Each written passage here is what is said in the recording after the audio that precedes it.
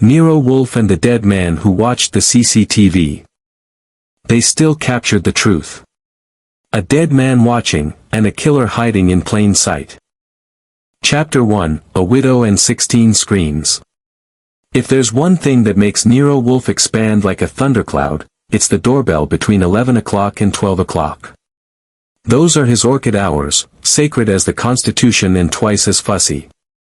So when the bell rang at 11:07, sharp and continuous enough to rattle plaster, I figured either civilization had collapsed or someone out there was desperate enough to risk Wolfe's wrath. I headed for the hallway at a brisk clip. If Wolfe decided to descend from the plant rooms early, I would be blamed for whatever catastrophe awaited on the stoop.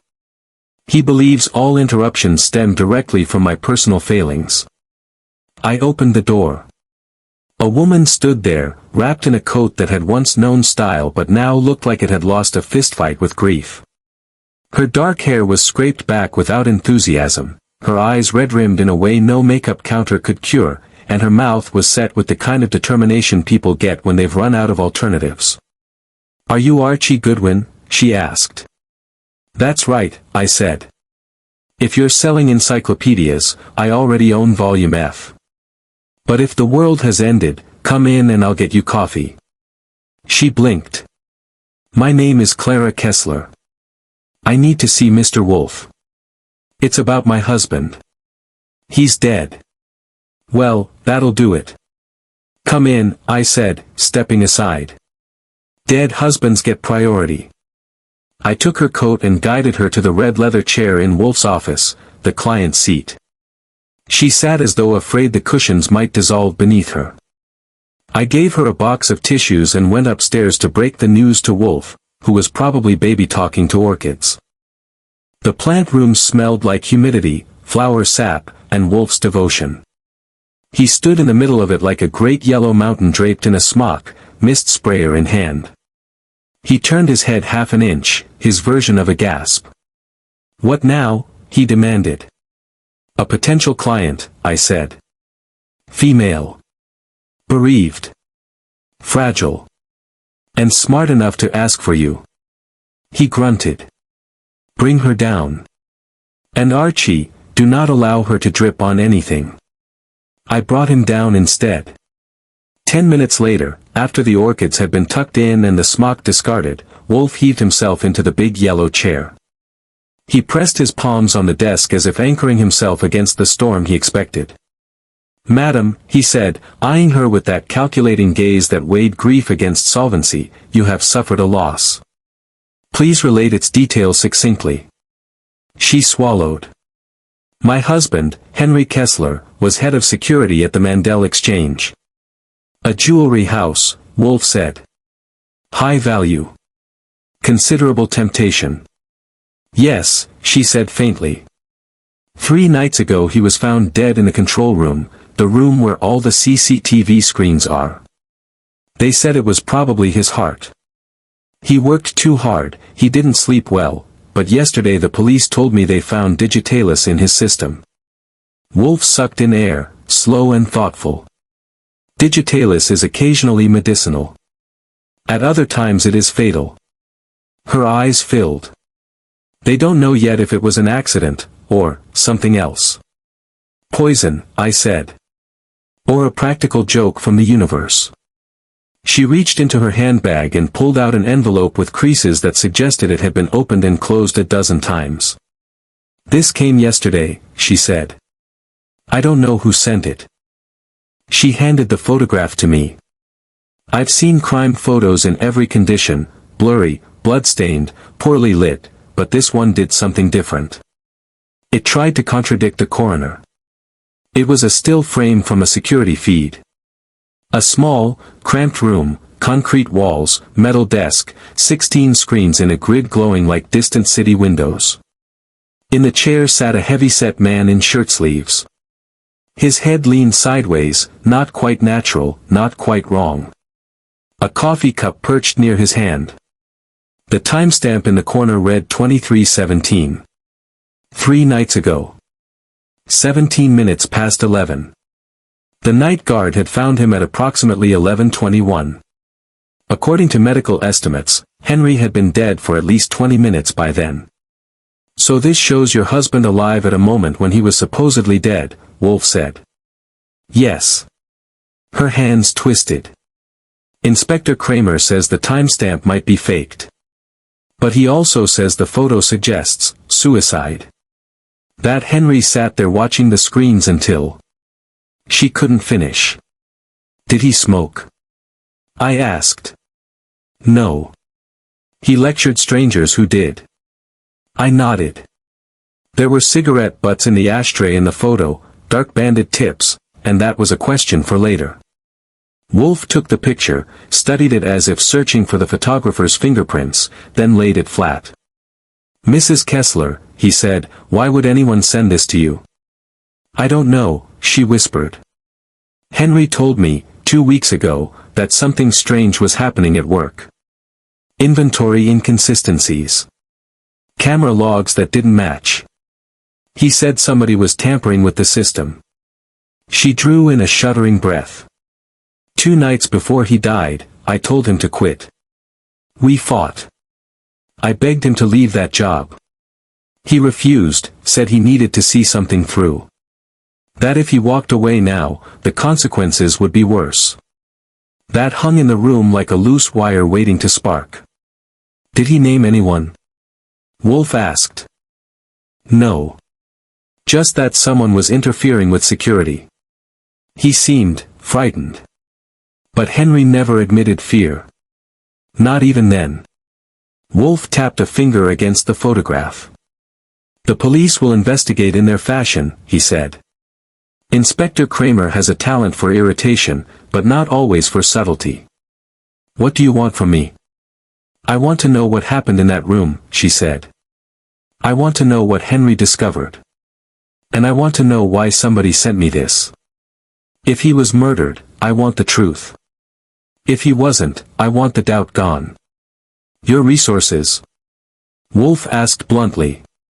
She reached into her purse again and produced a thick, folded wad of bills.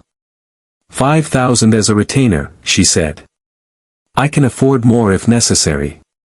There's insurance, but it may depend on how things are ruled. That explained urgency. Insurance companies adore natural causes and despise ambiguity. Wolfe leaned back. The chair creaked, an event that should be listed in the city's minor seismic records. Very well, he said. I accept. Archie. Yes, sir. You will visit the Mandel Exchange. Examine the control room. Speak to Inspector Kramer pleasantly if possible. Obtain all available footage, logs, and records. Observe all personnel with relevant access, including the technician who maintains the cameras. Name? I asked. Vince Marino, she said. I filed it away. Wolfe turned his gaze on her again. Mrs. Kessler, prepare yourself. What we uncover may distress you. I'm already distressed, she said quietly. But I prefer truth to confusion. We saw her out. On the stoop she hesitated, bare fingers gripping her clutch. Mr. Goodwin, she said, do you believe Henry was murdered? I believe, I said, that cameras don't lie unless someone teaches them how. She nodded and disappeared into the stream of taxis and coats.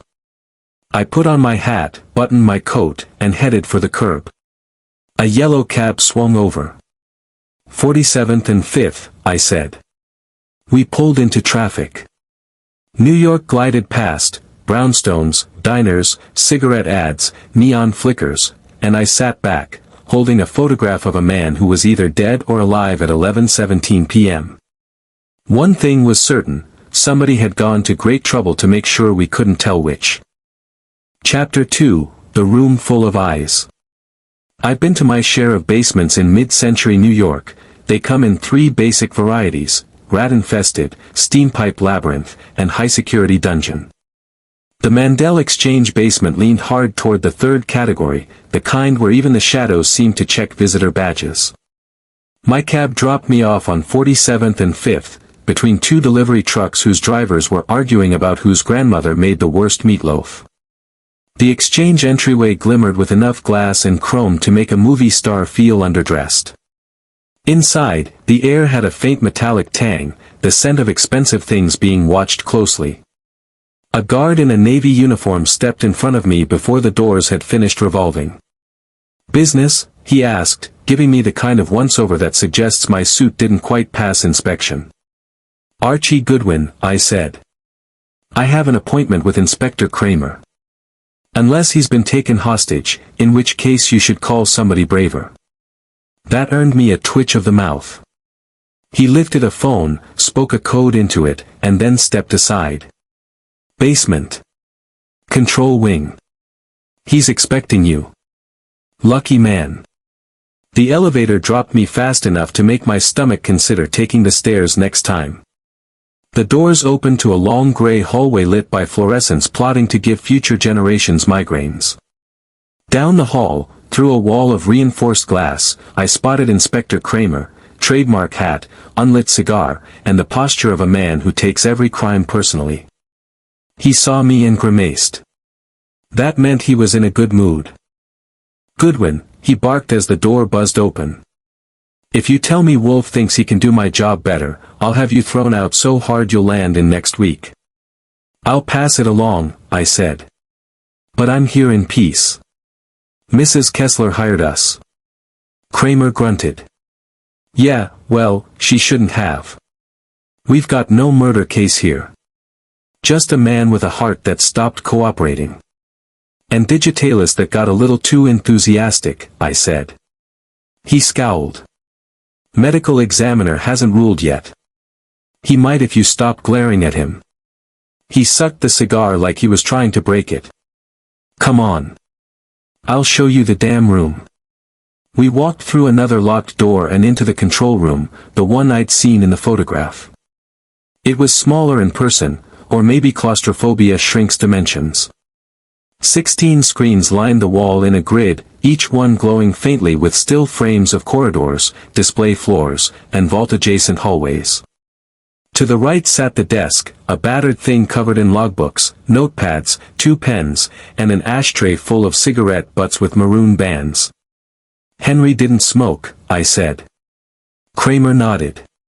"That's right. Then whose are these?" "That's what I'd like to know." His jaw tightened. "They're Marino's brand. The tech. Has Marino explained why his cigarettes relax here while he relaxes elsewhere? He says he's never smoked in this room. Claims somebody planted them." Kramer snorted. "I've heard better stories from people caught with dynamite in their pockets." I stepped closer to the desk. The coffee cup still sat there, stained inside like it had clung to its caffeine dreams. The chair was pulled out slightly, as if Henry had pushed away from the desk just before gravity took the wheel. "What about the cameras?" I asked. "Number 3, the one recording this room, started glitching at 10:51 p.m., Kramer said. "Marino says it happens sometimes. Hardware nonsense." "And you believe that?" "I believe in gravity, taxes, and headaches. Beyond that, I take suggestions." I walked to the wall of screens. A little black dome camera sat above the door, pointed down like an accusing finger. I recognized it, the same one from the photograph Clara had received. Even through the lens housing, it seemed to be watching me with a smirk. "What's in this?" I asked, tapping the small DVR beneath the desk. "Oh, that," Kramer said. "Marino says it's an old backup unit. Claims it shorted out months ago. Kessler kept it around to store miscellaneous junk. Already checked, it's fried."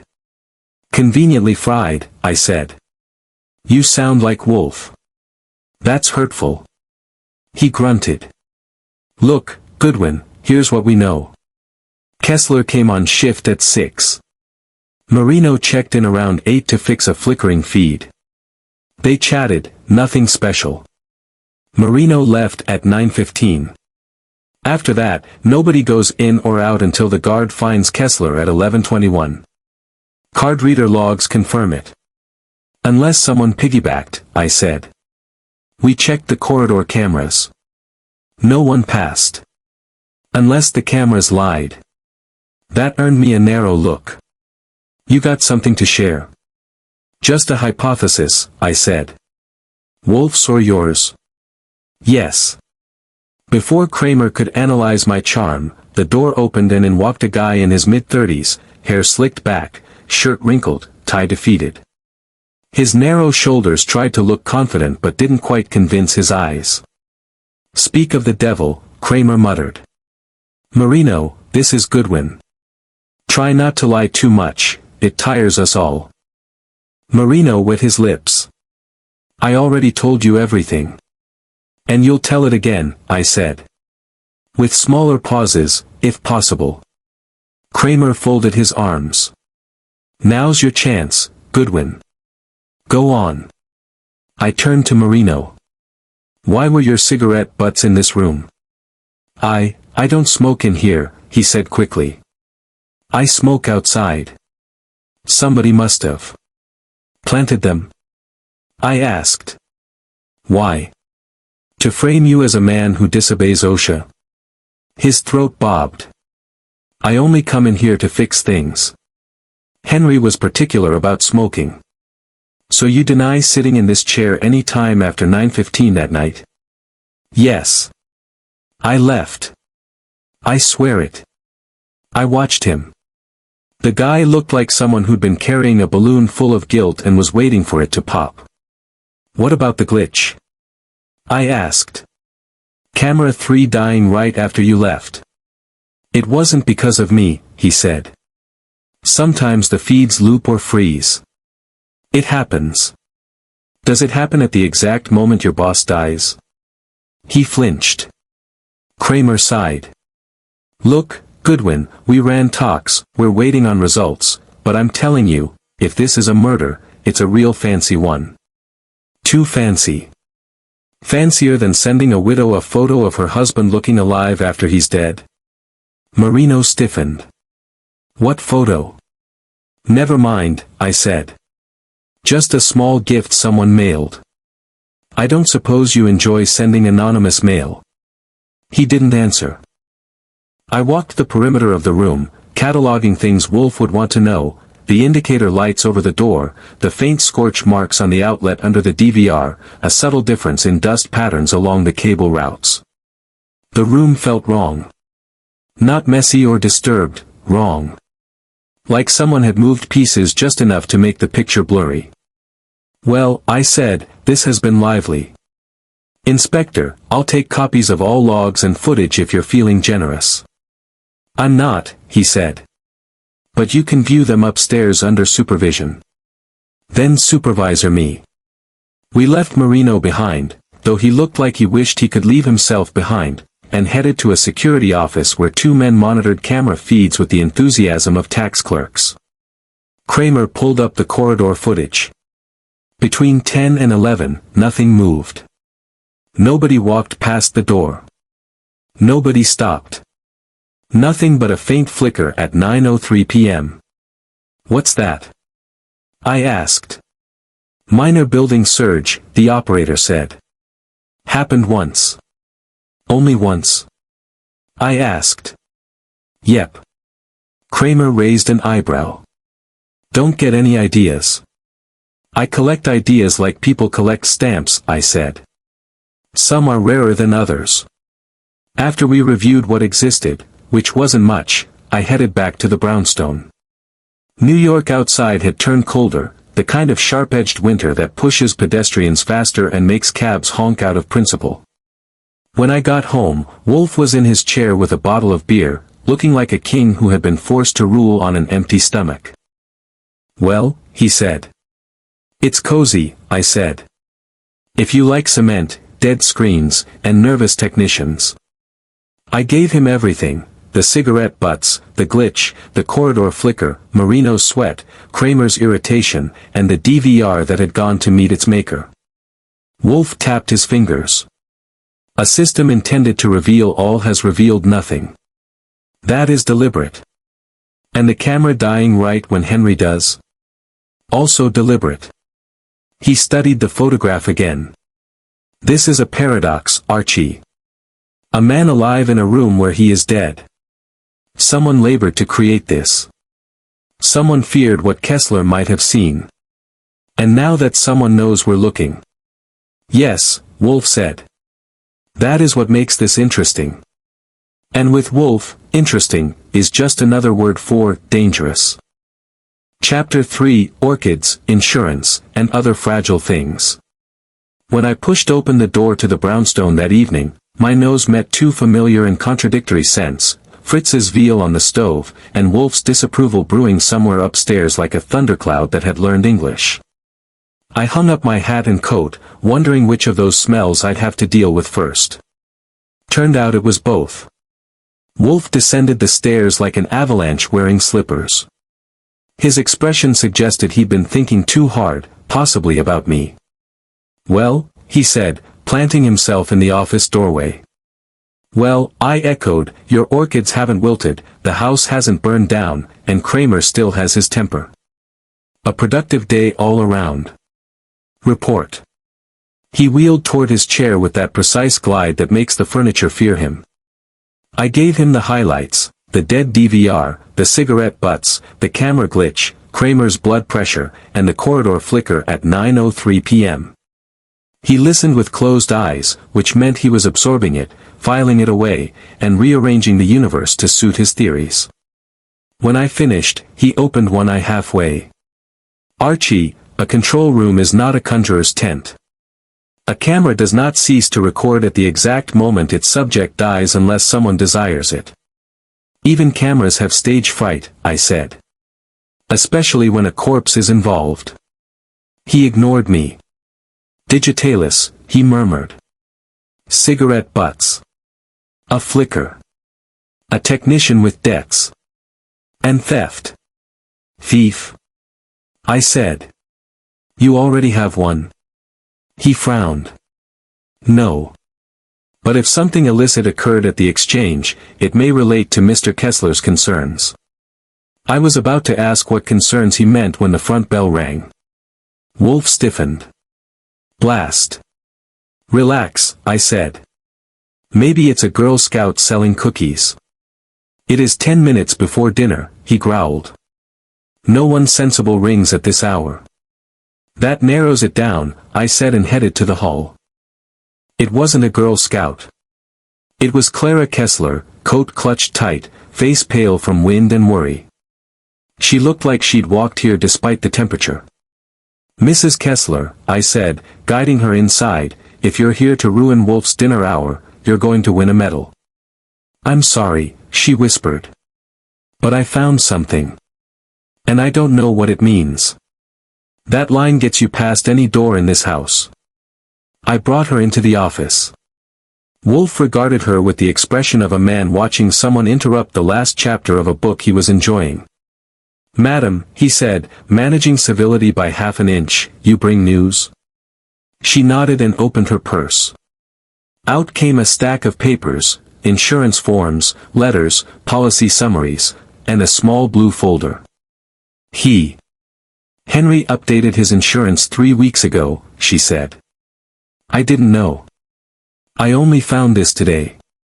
He added a rider, if he died by accident or homicide while doing his job, an extra $300,000 would go to his niece Elaine.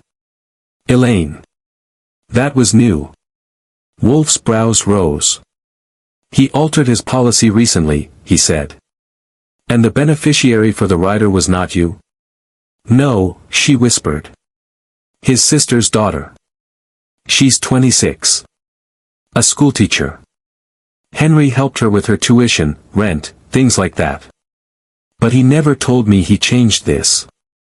I whistled low. Mrs. Kessler, insurance company lawyers are going to climb this like it's the Matterhorn. She flinched. Is that bad? For your peace of mind, I said, yes. For ours, maybe not. Wolfe reached for the papers with deliberate care, as though the ink might bite him. He read silently. For Wolfe, that meant the room went silent with him. Archie, he said at last, call Saul. Saul Panzer? Clara asked. The best investigator in this city, Wolfe said. Except Mr. Goodwin, who is unique in other ways. Thanks, I muttered. I think. Within 20 minutes Saul arrived, small, quiet, neat, and with eyes that notice everything except when to smile. Wolfe briefed him on Kessler's insurance, the exchange losses, and the cigarette brand. Saul nodded once. I'll dig. Begin with Mr. Kessler's finances, Wolfe instructed. His niece. His colleagues. And the technician, Mr. Marino. Understood, Saul said. Back in 2 hours, unless I get fascinated. He vanished like smoke. Clara gave Wolfe a weary look. Does this mean Henry knew he was in danger? Wolfe folded his hands. It means he anticipated the possibility. That suggests caution, not cowardice. But he never told me, she murmured. He may have wished to spare you anxiety, Wolfe said. Or he may have believed he could handle the situation himself. That sounds like him, she whispered. Dinner arrived, aromatic veal that could start a religion, and Clara declined Fritz's offer of a plate, choosing tea instead. Wolfe disapproved of both the refusal and the interruption but concealed it under a layer of forced politeness. Halfway through the meal, the phone rang. I jumped for it before Wolfe could growl. It was Inspector Kramer, sounding like the phone had personally insulted him. Goodwin, he barked. Tell Wolfe the lab got the first tox pass. Digitalis concentration is at lethal level. That's murder, whether he likes it or not. Who said he didn't like it? I asked. Murder cases make him feel useful. Then tell him to stop sniffing around my crime scene. And keep that widow away from reporters. Someone's leaked lobby footage of her arguing with Kessler. Papers are going to run it tomorrow. Arguing about what? I asked. How would I know? Kramer snapped. You think I read lips in my spare time? Just warn her. He hung up like it was part of his job description. I relayed the news to Wolfe and Clara. Her face tightened. We did argue, she admitted. About him working nights. But that was days earlier. Someone wants to make me look guilty. You're not alone, I said. Plenty of people have wanted that for me too. Wolfe finished his beer with a long, thoughtful swallow. Someone is curating appearances, he murmured. Sending misleading images. Redirecting suspicion. That implies sophistication, and fear. Fear of what? I asked. Of what Mr. Kessler discovered, Wolfe said. Or what he intended to reveal. Before I could say something clever, Saul returned, with the kind of expression that says things just got interesting. I found something, he said, shutting the door behind him. You always do, I said. That's why we tolerate you. Saul ignored me. He addressed Wolfe. Kessler's niece Elaine, he said. Clean as soap. Teaches 4th grade. No debts, no scandals, no boyfriends who punch walls. Good, Wolfe said. Next. Marino, Saul continued, owes about $8,000 in gambling debts. Not enough to trigger violence, but enough to make him listen to bad ideas. I leaned back. That tracks. Saul held up a finger. And this part is better. 2 months ago, the exchange logged a minor inventory discrepancy, about $25,000 in missing pieces. Lost or stolen? I asked. Unclear, Saul said. Management brushed it off. But Kessler didn't. Internal emails show he started quietly reviewing logs and shift patterns. Wolfe tapped the arm of his chair. Archie, these matters do not occur in isolation. A man concerned about theft is then murdered in a surveillance room that suddenly sees nothing. Clara's hand trembled on her teacup. So Henry found something. Something dangerous. We cannot yet know, Wolfe said, but someone believes so. Or believed he was close. The room fell quiet, not heavy, just tense, like the city outside holding its breath. Finally Clara rose, gathering her papers. "I'll go," she said softly. "You've been very kind." "Thank you." Wolfe lifted a brow. "Madam, neither kindness nor cruelty guides me. Only truth. We will find it." I escorted her to the door. The night air hit us like a cold slap. She pulled her coat close. "Mr. Goodwin," she asked softly, "am I in danger?" "In this city," I said, "everyone's in danger." "But specifically?" "Yes, someone's stirring mud. They may not like what settles at the bottom." She nodded once and disappeared into the dark. When I got back inside, Wolfe was staring at the photograph of Henry in the control room. "You see it now, Archie," he murmured. "Not merely a death. A message." "Yeah," I said. "And whoever wrote it has good penmanship." Wolfe grunted. "Tomorrow, you will speak to Mr. Mandel and anyone else with authority at the exchange. Ask about theft, pressure, and fear. Someone there knows more than they admit. And if they don't want to talk?" I asked. "Then," Wolfe said, reaching for another beer, "make them." Chapter 4, Ghosts on the Screen. When Wolfe sends me out to talk to rich men, cranky men, or men who believe their position in life makes them immune to inquiry, I take it as a sign he wants to keep his blood pressure low. It's one of the reasons I suspect he hired me. That, and my ability to dodge thrown objects during a temper tantrum. The next morning I arrived at the Mandel Exchange at 9:15 sharp, wearing a suit clean enough to pass for respectable and shoes polished enough to blind a bookie. The lobby was busy, customers who looked like their wallets were allergic to small bills, clerks trying hard to appear both attentive and detached, and guards watching everyone like suspicious uncles at a family reunion. When I asked for Mr. Martin Mandel, the receptionist's expression informed me she considered my request somewhere between rude and insane. A phone call, a second phone call, and a long, frosty look later, she nodded me toward the executive suite upstairs. The office of Martin Mandel was large enough to hold a small convention. He sat behind a sleek darkwood desk that probably cost more than my yearly wardrobe, wearing a suit that fit his frame with disturbing confidence. His brown hair was cut with military neatness, and his eyes had the cool, wary glint of a man who'd learned early in life to count his friends and check their pockets.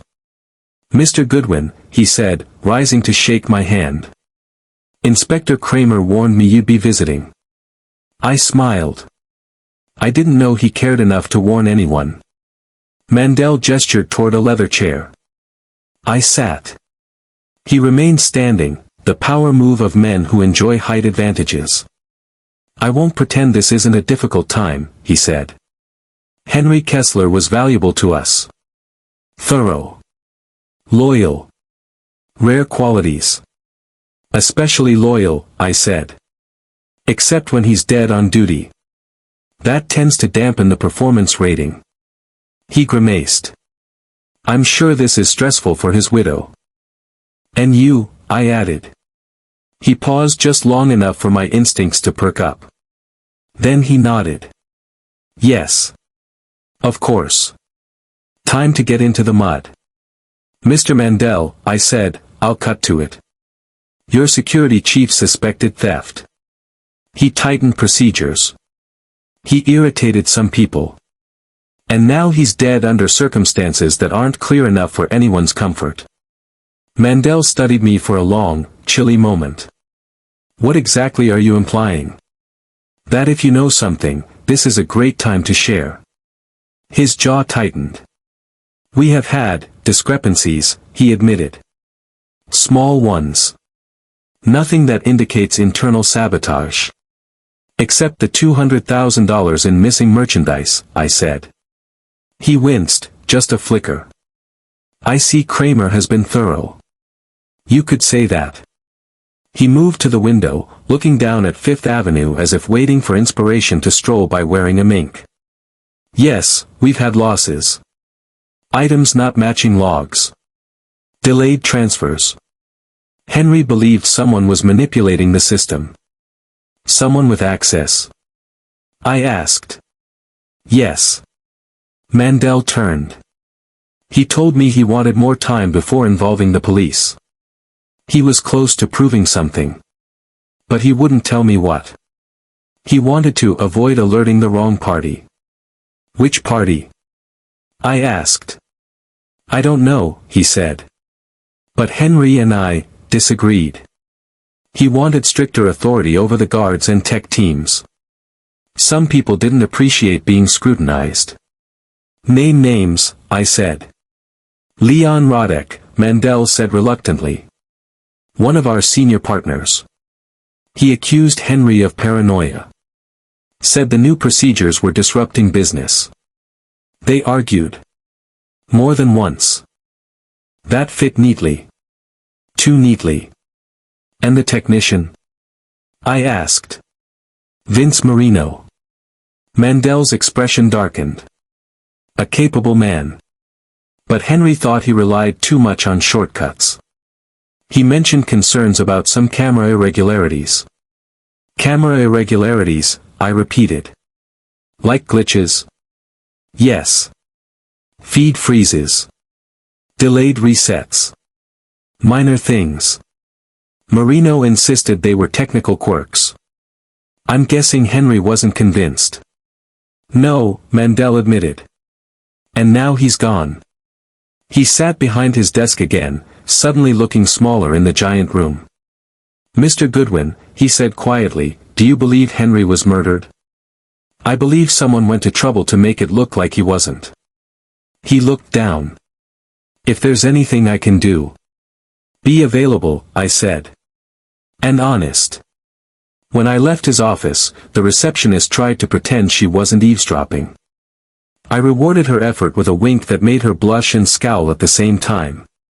Back outside, the January wind slapped me like it was collecting a debt. I pulled my coat tighter and headed toward a diner across the street, a greasy spoon special with cracked red booths and coffee that tasted like ambition left in the pot too long. I took a booth, ordered coffee, and pulled out the copy of Henry's photo Clara had given us. 16 screens watching 16 scenes. A dead man watching them all. Something was bothering me. Not the timestamp. Wolfe had already declared that a fraud with the certainty of a pope denouncing sin.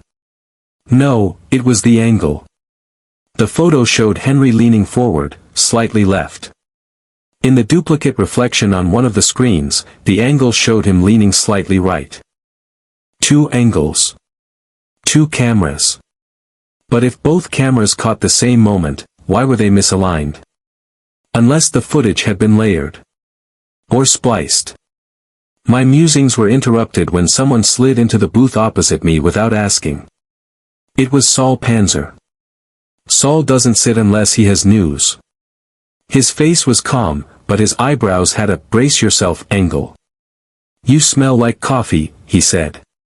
I'm trying to blend with the proletariat. He ignored that. I just came from the exchange. Someone leaked something. Leaked what? I asked. A CCTV still, he said. Of Mrs. Kessler arguing with Henry in the lobby 3 days before he died. The papers will run it tomorrow. Date on the screenshot is wrong by a month. Wrong? I repeated. How wrong? It shows the wrong calendar behind them. September instead of October. You're telling me the photo was doctored? Or pulled from an old recording, Saul said. Either way, someone wants Clara to look guilty. I let out a breath. Kramer's going to need pills for this. Saul slid a small envelope across the table. I also tailed our friend Marino this morning. Where? I asked. To a pawn shop, Saul said. He didn't pawn anything. But he spoke to a guy who deals in unregistered camera equipment. They know each other. Well, I said, that's subtle. Saul shook his head. He's scared. Scared people lie bad, I said. Let's hope he lies soon. He stood. Wolfe wants you home. Of course he does, I sighed. Probably to tell me I'm slow. I paid for the coffee, 12 cents I'll never see again, and headed out. Back at the brownstone, Wolfe was in his chair, beer open, expression ready for whatever stupidity the world had produced in the past hour. I handed him the details, Mandel's evasions, Rodek's objections, Marino's pawn shop stop, and the doctored lobby photo. Wolfe exhaled through his nose, a sign of grudging interest. Someone is directing the narrative, he said. And doing so clumsily. Clumsy enough for us to notice, I said. Not clumsy enough for anyone else. Perhaps, Wolfe murmured. But the purpose is unmistakable, distraction, misdirection, and intimidation. And framing Clara, I added. Or at least muddying her. And Rodek? I asked. Potential villain. A possibility, Wolfe said. But the technician concerns me more. A man with access to the system and debts to motivate him is a valuable tool. You mean Marino? Yes. Tools are often discarded once used. He closed his eyes. Archie, tomorrow we escalate. Invite Mr. Rodek here. And Mr. Marino. And the guard. And Kessler's niece. Why? I asked. To observe them, he said. Pressure reveals fractures. Sure, I said.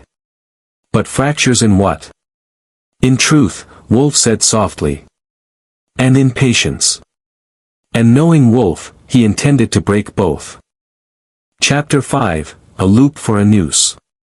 By 10 the next morning, Nero Wolfe had arranged himself in the office like a reigning monarch contemplating treason. His bulk rested in the big yellow chair, his features set in that serene, immovable calm he uses when he's deeply irritated. The orchids upstairs had done their best to soothe him, but even plants have limits. I'd barely finished my second cup of coffee when Wolfe announced, Archie, we apply a different pressure today. Good, I said. The old pressure was losing its charm. He flicked his eyes open. Do not quip. Retrieve the envelopes. A small stack lay on his desk, crisp, sealed, and addressed with Wolfe's precise, slanted handwriting. For summonses, one each to Leon Rodek, Vince Marino, Elaine Kessler, and Ralph Grindle. For suspects, or for distractions. Wolfe enjoys both. Deliver them? I asked. They have already been delivered, Wolfe said smugly. They arrive at 11. Individually. I will not tolerate cacophony. You think any of them will confess just because you ask politely? He arched a brow. Confessions bore me. Contradictions do not. At 11 sharp, the doorbell rang with the confidence of someone who believes doors exist to serve him. 1. Leon Rodek, a partner with too much poise. Rodek entered like a man expecting applause. His camel hair coat belonged in a magazine. His expression belonged in a complaint letter. Goodwin, he sniffed. I suppose Wolfe is inside. I gestured him in. Brace yourself. He's in a mood. Wolfe didn't rise. He never rises unless lifted by a crane. Mr. Rodek, Wolfe said, you may sit. Rodek sat, but made sure his posture insisted he didn't want to. You opposed Mr. Kessler's methods, Wolfe began. Why? Rodek crossed his legs sharply. Kessler was obsessive. He introduced redundant protocols that slowed workflow and offended competent staff. Offended you? I asked. He shot me a glare. I am a senior partner. I am not accustomed to surveillance micromanagement. Wolfe nodded slightly. Yet the merchandise losses were real. As were the tampered logs. Rodek's face tightened. I don't know anything about that. Convenient, I said. He ignored me. If this is an interrogation. It is not, Wolfe interrupted. An interrogation implies I expect truth. You may go. Rodek stood abruptly, surprised he wasn't attacked harder. I hope this is the end of it. It isn't, I assured him. Roddick left with the dignity of a man determined not to slam the door. Wolfe exhaled. That one lies by omission. Or by laziness. Only omission. I said. He feels ambitious. 2. Vince Marino, a man built for guilt. 10 minutes later, the bell rang again, rapid, nervous, stuttering. Marino. He stepped in looking like his body was loaned to him and overdue for return. Shirt wrinkled, fingers twitchy, eyes darting at shadows. Mr. Wolfe, he croaked, collapsing into the chair before being invited. I didn't do anything. That remains to be determined, Wolfe said. Explain the manipulation of camera 3. It wasn't manipulation. Marino yelped. It was a loop. Accidental loop. Old hardware. Liar, Wolfe said gently. Marino's jaw dropped. I leaned in. You were at a pawn shop yesterday morning. Talking to a dealer in unregistered camera equipment. Marino's shoulders fell like broken scaffolding. That was just personal business. And the cigarette butts in the control room? I didn't put them there. Then who did? Wolfe asked. Marino shook. Literally shook. I can't say. Cannot, Wolfe said, or will not. Marino's silence answered. Wolfe flicked 2 fingers toward the hallway. Fritz will bring you tea. Drink it. Breathe. You will speak later. Marino stumbled out like a marionette missing 2 strings. I shut the door. He's hiding something. He is hiding many things, Wolfe said. None of them useful yet. 3. Elaine Kessler, a quiet mind with sharp edges. The next arrival was gentle, almost reluctant. Elaine stepped inside wearing the same simple coat and a soft resolve that made her look braver than she probably felt. Wolfe softened slightly. Not much, but enough to qualify as human. Miss Kessler, he said, sit. She obeyed. You are the beneficiary of your uncle's revised insurance, Wolfe said. Yes. Her voice barely carried. He insisted. Said it was precautionary. Did he name the threat? No, her lashes lowered. But he was worried. More than I've ever seen him. About theft? I asked. About betrayal, she whispered. He said someone close to the exchange was wasting trust. Did he specify who? No. Wolfe studied her quietly. Your uncle was deliberate. He altered his policy with precision. He protected you. Elaine blinked rapidly. He tried to. And now I'm afraid the wrong people know that. Wolfe dismissed her with a nod. Miss Kessler, if danger approaches, it will find me first. That is unfortunate for danger. Her mouth tugged into a tremulous smile. She left, and the office felt colder. 4. Ralph Grindle, a guard who saw shadows. The last bell of the morning sounded like someone had punched it. That meant Grindle. He entered with heavy boots, heavy breath, and a heavy frown. Mr. Grindle, Wolfe said, sit. Grindle sat. The chair creaked under his solidity. You discovered Mr. Kessler's body, Wolfe began. Yeah, Grindle muttered. Didn't like it. You heard nothing beforehand? No. You saw nothing suspicious? He hesitated. That alone made Wolfe's eyes narrow. Sometimes, Grindle muttered, the monitors flickered. Like someone was switching feeds around. Someone at the exchange? I asked. Maybe. Maybe not. Did Henry know? Yeah. He said someone had a duplicate login. Grindle rubbed his neck. Said he was working on tracking it. Wolfe sat forward a fraction, his version of astonishment. Duplicate login, Wolfe repeated. That is, significant. Grindle shrugged. Didn't mean much to me. It means everything, Wolfe murmured. Grindle was dismissed with a handshake he didn't expect. He shuffled out. Aftermath, loops, lies, and Wolfe's brewing storm. When the door closed behind Grindle, Wolfe leaned back, exhaled deeply, and folded his hands over his middle like a Roman emperor contemplating conquest. Archie, he said, this case stinks. That's the most hopeful thing you've said all week. Bah. He waved a hand. Marino is hiding involvement. Rodek hides contempt. Elaine hides fear. Grindle hides simple truths. And Henry hid something too, I said. Something dangerous. Yes, Wolfe said. And someone sought to silence him. Before he revealed the theft. Before he revealed the identity of the thief, Wolfe corrected. He lifted the photograph of Henry in the control room, the doctored one, and stared at it as if expecting Henry to blink. A loop for a noose, Wolfe murmured. What does that mean? I asked. A video loop, he said. Used to create an impossibility. Used to fashion a noose around someone's neck. Whose neck? That, Archie, Wolfe said quietly, is what we must determine. He lifted a finger. Tomorrow, we tighten the screws further. You mean I tighten the screws, I said. Yes, Wolfe said, opening a fresh beer. And I think.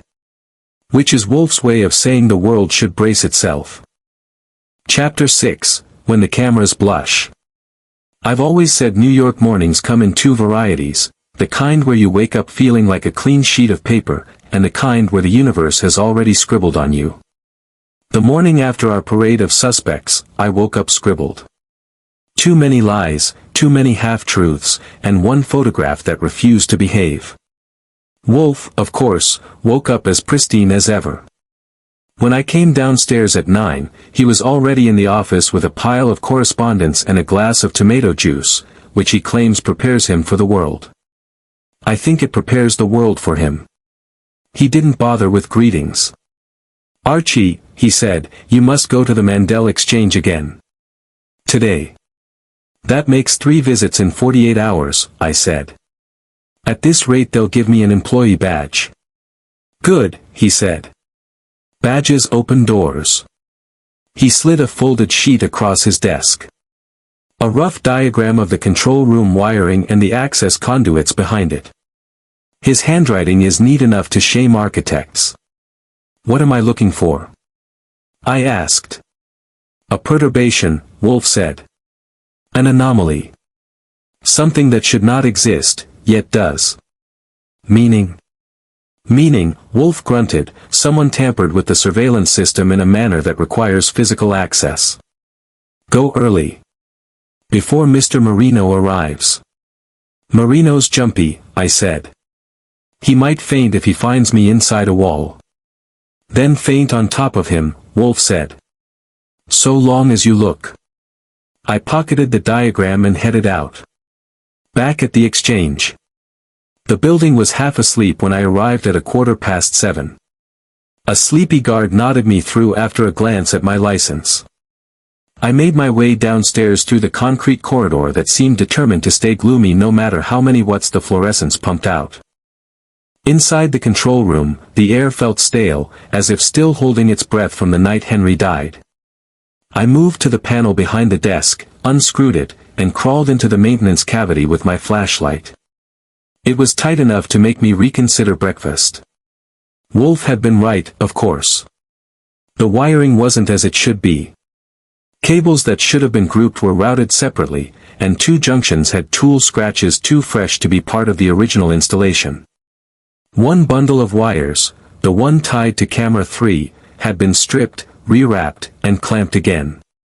Only one kind of person rewraps wires, the guilty kind.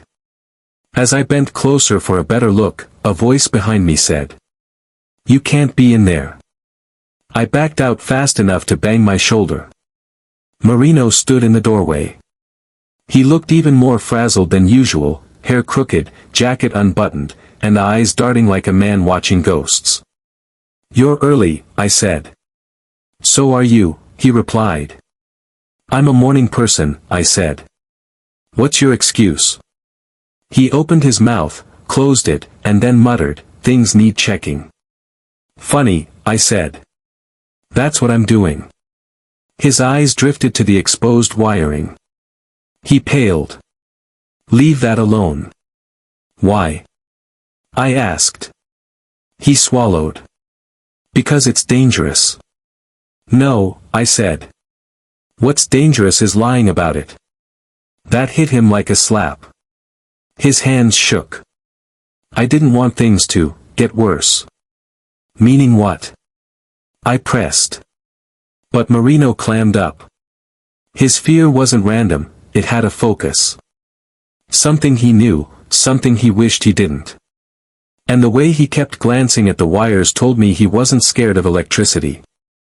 He was scared of what Wolfe would deduce from it. "Look," he whispered, "Henry, Mr. Kessler, he was working on something. Something he didn't want management to know." "That so?" "Yes," Marino said. "He kept talking about a duplicate user. Someone who shouldn't have access. Someone." Footsteps echoed in the hall. Marino froze, then darted away like a spooked rabbit. I straightened just as Leon Rodek strode into view, looking like a man in need of either a drink or a punch. "You," he barked. "Goodwin." "Hi there," I said. "Early start." Rodek slapped a newspaper into my chest. "Explain this." On page 3, in bold type, was the headline. "Widow's outburst caught on camera. Sources question harmony behind security chief's marriage." Below was the doctored lobby photo of Clara leaning toward Henry, her expression cropped to look furious. "Garbage," I said. "You're telling me." Rodek snapped. "But the public believes what they see. And what they see is that the wife is involved. That hurts the exchange. That hurts me." "That's the point," I told him. Rodek blinked. "What?" "Someone wants confusion. Finger pointing. Noise." Rodek's jaw flexed. "This is your employer's doing, isn't it? Wolfe loves stirring." "Wolfe doesn't plant fake photos," I cut in. "He barely tolerates real ones." Rodek breathed hard through his nose.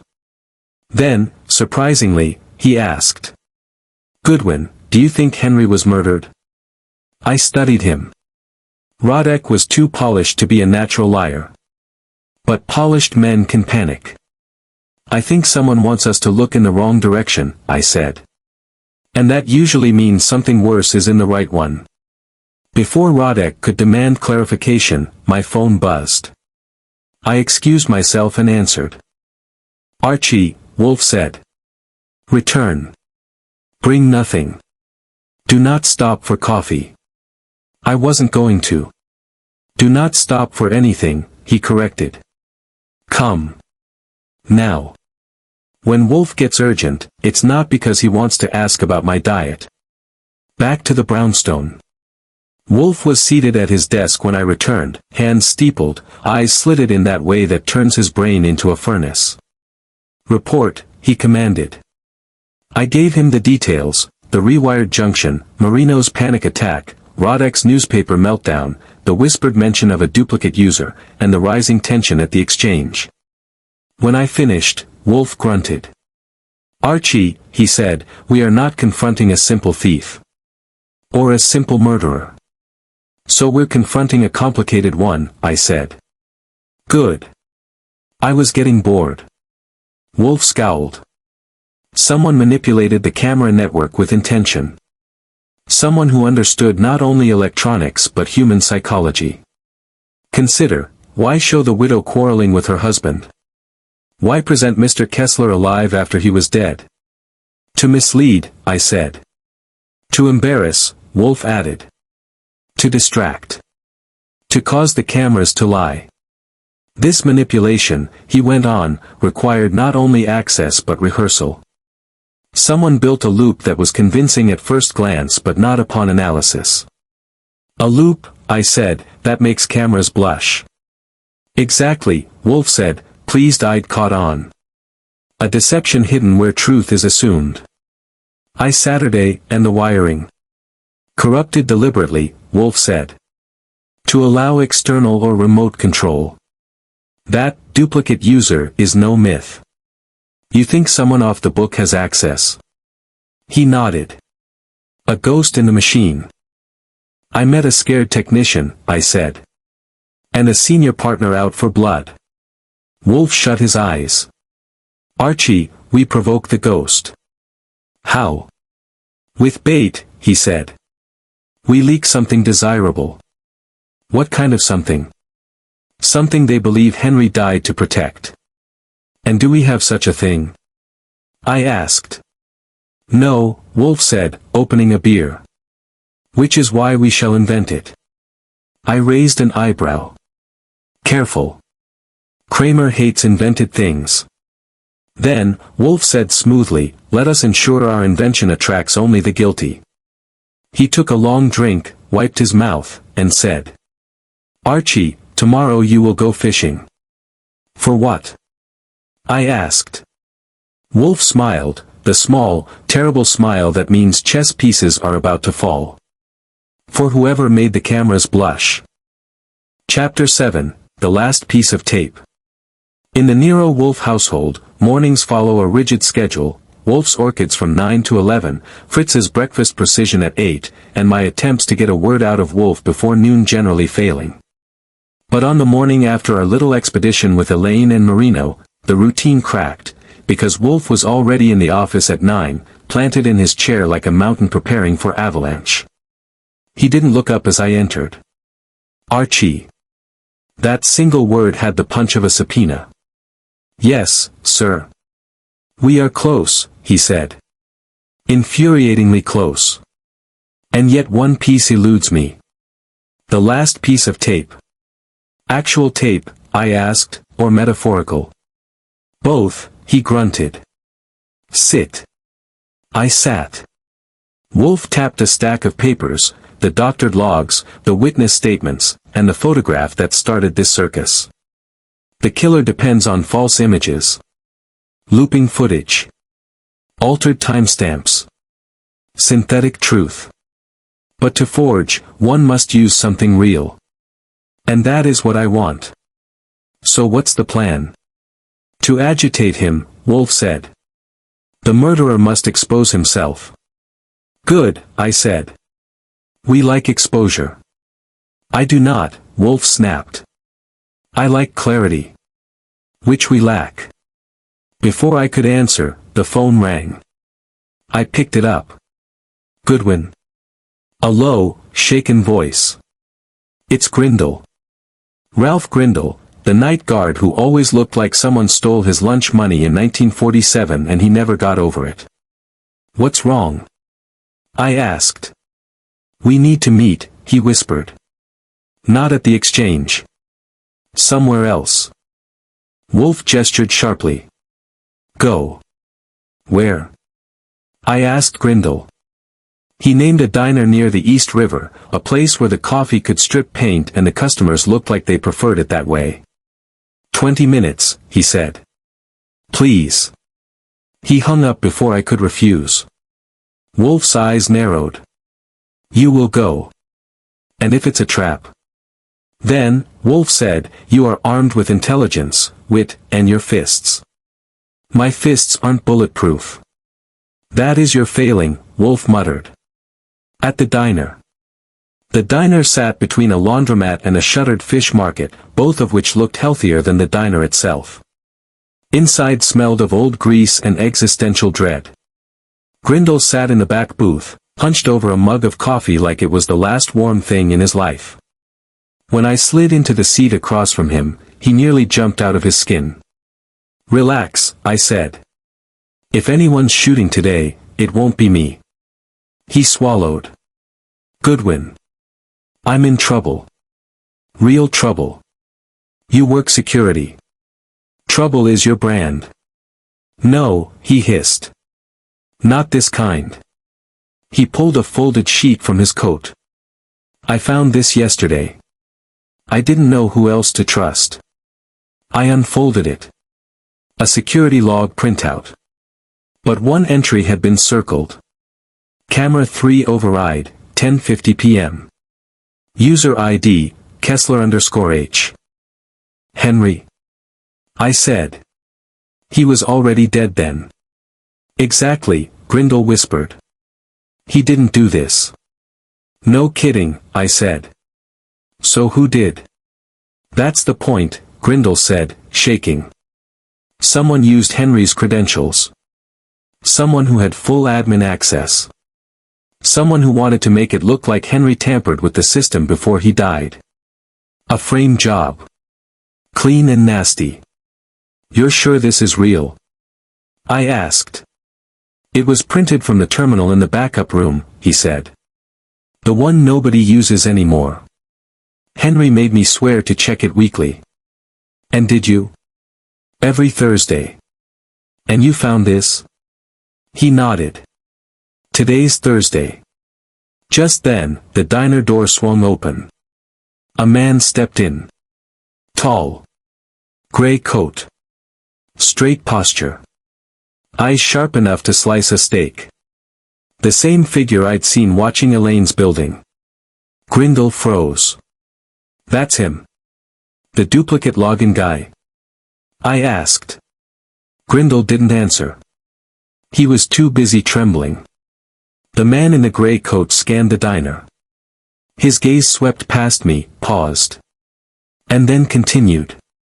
He turned and left. I rose instantly and followed, but by the time I hit the street, he had dissolved into the morning rush like a bad dream. When I returned inside, Grindle was gone. Vanished. His coffee still steamed. That wasn't good. I bolted for the door. Returned to the brownstone. Wolfe listened, eyes closed, fingers steepled, absorbing every detail like a sponge with disdain. Archie, he said finally, you have been fortunate. I'd prefer expertise to fortune, I replied. So would I, Wolfe muttered. But we make do. He lifted the security log I'd brought back. This, he said, is an attempt at genius. But flawed. The murderer used Henry's credentials to impersonate him. But Henry's login required a physical key. A fob. So someone had Henry's key? Or a duplicate, Wolfe said. Or Henry was forced to hand it over before he died. That opened a bucket of unpleasant possibilities. Wolfe continued. The murderer has confidence in electronic illusions. But he makes human mistakes. Such as panicking when he believes one of his illusions has broken. And Grindle? I asked. He's in danger. Yes, Wolfe said. And alive, if he is sensible. Sensible isn't his brand. Wolfe grunted. Archie. Summon Mandel, Rodek, Marino, and Miss Kessler. And the guard, if he reappears. He paused. Today. This afternoon. You're calling them all here? Again? Yes, Wolfe said. To test them. Test what? He tapped the log. This is the last piece of tape, Wolfe said. It reveals everything, if one observes correctly. And who's supposed to observe? Me, Wolfe said. Obviously. The gathering. By 4:30, the office was crowded enough to qualify as a small riot. Mandel, anxious but dignified. Rodek, offended at the inconvenience. Elaine, pale and tightly composed. Marino, shaking like a man made of gelatin. And an empty chair for Grindle, who never arrived. Wolfe faced them like a judge preparing to declare a holiday illegal. There has been a discovery, Wolfe announced. Everyone leaned in except Rodek, who leaned back just to be contrary. Wolfe held up the log. This is a forgery. Mandel blinked. But then why show us? Because, Wolfe said, the forgery reveals the forger. Henry Kessler's killer. Elaine gasped. Marino whimpered. Rodek swore. Mandel stiffened like a man slapped by numbers. Wolfe continued. The murderer used Henry's credentials at 10:50 p.m. But Henry never logged in after 8. He kept a written record, meticulous. The times do not match. Someone else used his ID. But who?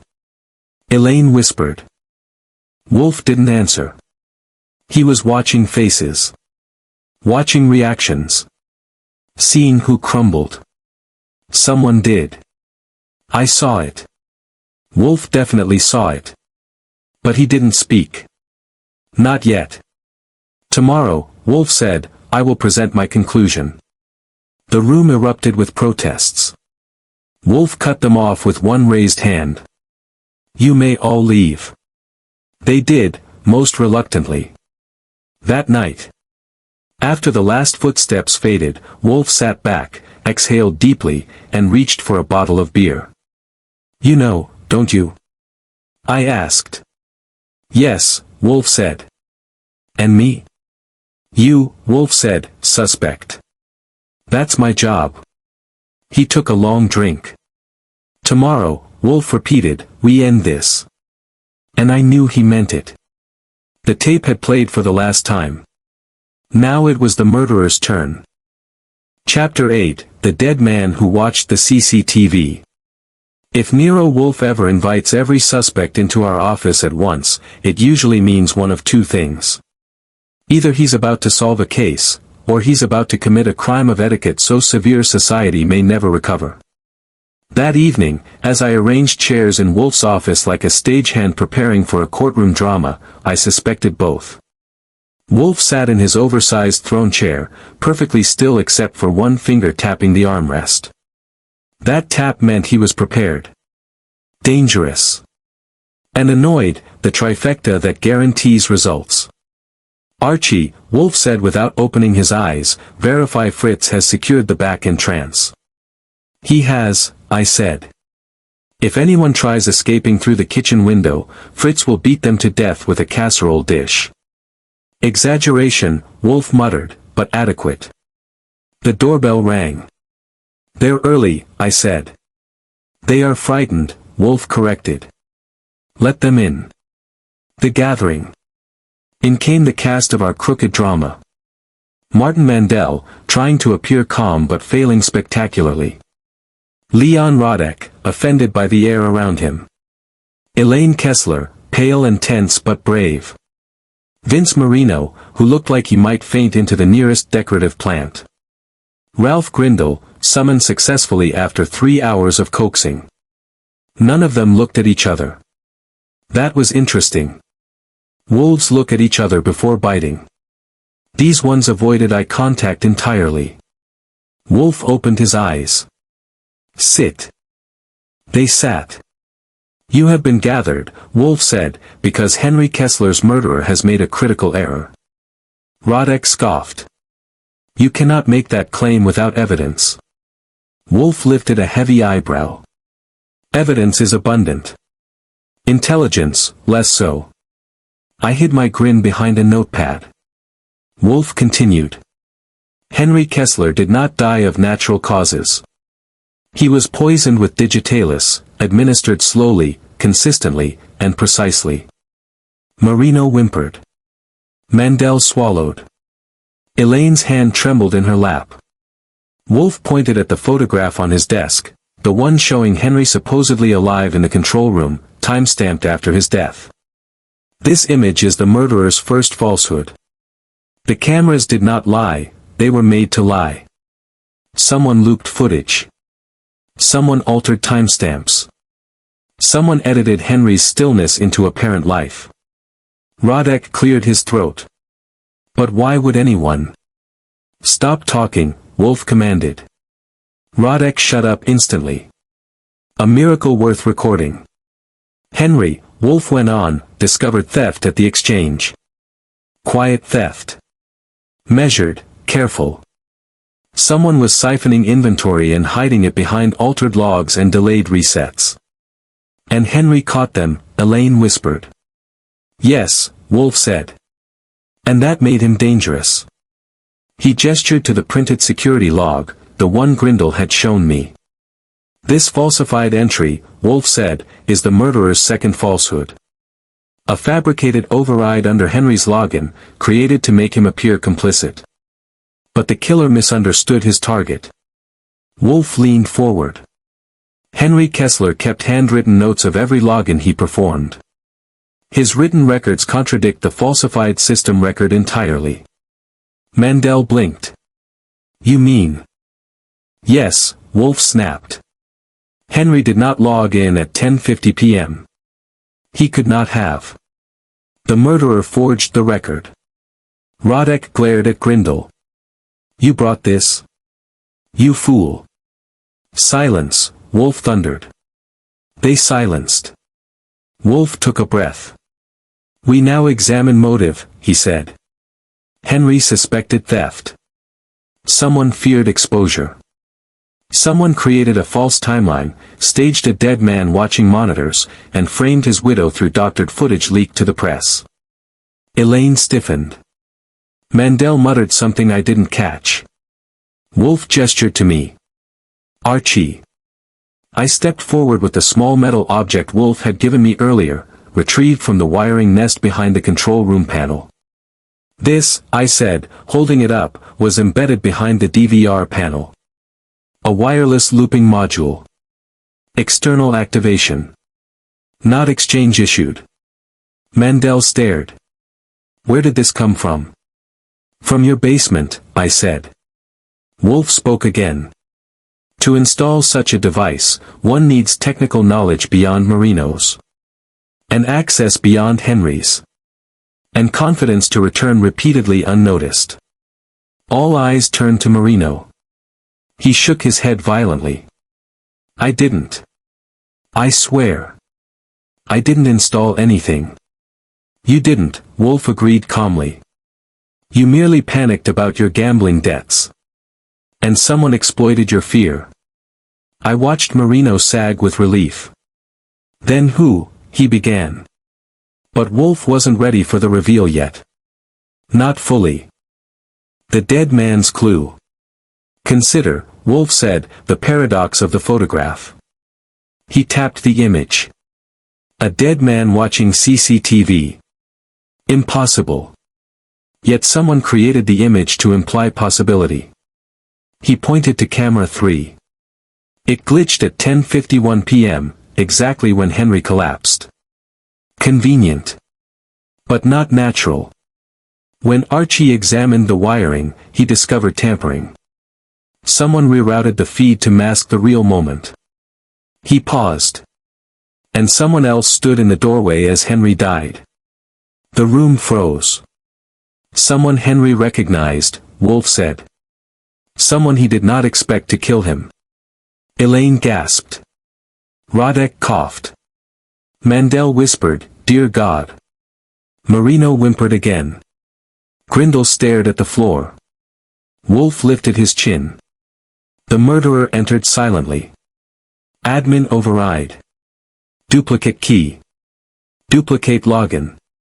And when Henry confronted him, the murderer gave him a cup of coffee, poisoned, prepared earlier. A simple gesture between co-workers. Wolfe's gaze locked on one man. And the room crackled. But the dead man, Wolfe said softly, left one last trace. He pointed at the photo again. The screens behind Henry reflect a figure. A silhouette. Barely visible, but there. I stared at the photo, squinting. Yes, faint, small, distorted by glare and angle, but absolutely present. Wolfe thundered the conclusion. That figure is not Marino. Marino nearly collapsed. It is not Grindle, Wolfe said. Grindle exhaled. It is not Mandel. Mandel sagged in relief. It is not Miss Kessler. Elaine looked ready to cry. It is. He paused, dramatically.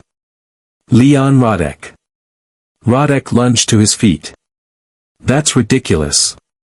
You cannot. Wolfe bulldozed him with a raised hand. You placed the looping device. You forged the logs. You leaked the doctored footage. You killed Henry when he discovered your theft scheme. Rodek's face turned the color of yesterday's cabbage. I deny all of this. Then, Wolfe said softly, explain why Henry's handwritten logs contain your initials beside each suspicious transfer. Rodek froze completely. What initials? Mandel barked. Wolfe waved toward the inner office. Archie retrieved Henry's notebook from Mrs. Kessler. It contains Rodek's shorthand. Proof enough to interest Inspector Kramer. As if on cue, the bell rang. Fritz appeared with Inspector Kramer behind him, wearing an expression carved from fury. Wolfe, Kramer growled, you'd better have something. Wolfe gestured to Rodek. He will confess, Wolfe said calmly. Soon. Rodek looked around the room, cornered, trapped, undone by a dead man's careful habits. And by a photograph he never expected to betray him. Kramer barked orders. Rodek was cuffed, shouting legal threats that sounded thin even to him. When the commotion quieted and the room emptied, Wolfe finally leaned back. I let out a breath. Well. That's that. Wolfe shut his eyes.